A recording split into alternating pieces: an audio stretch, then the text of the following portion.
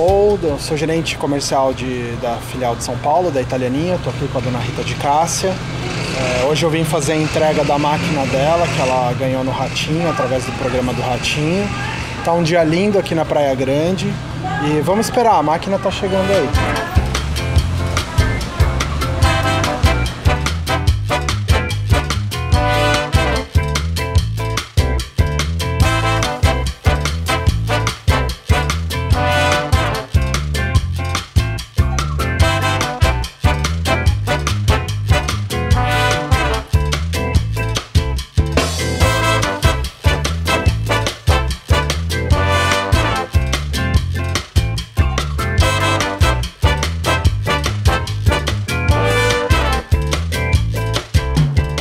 Como é que tá a ansiedade aí para começar a vender? Eu não vejo a hora, quero aproveitar a oportunidade para agradecer primeiro a Deus, depois ao Ratinho, né, porque foi graças à carta que eu mandei para ele, e segundo a Italianinha, que mais uma vez está mostrando, né, que ela é líder no mercado e é uma empresa realmente de muita confiança, que todo mundo que adquirir essa máquina vai ser feliz, como eu vou ser também.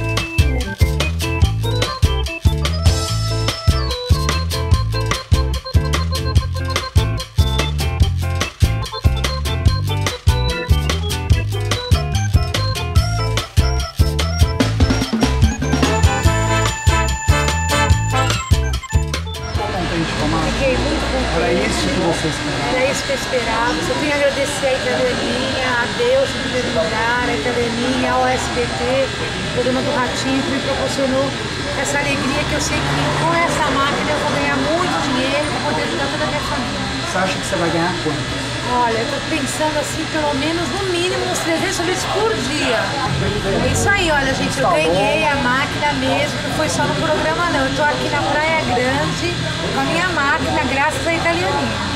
Ok, Rita. A Italianinha, em nome do programa do Ratinho, em nome da Italianinha, em nome da gente mesmo, da filial aqui de São Paulo, a gente deseja toda a felicidade do mundo. Espero que você tenha uma ótima temporada aqui na Praia Grande, que você faça muito dinheiro e que você nos compre mais máquinas. Com certeza, porque a Italianinha é nome de sucesso. Então quem tem a máquina com certeza vai ter sucesso.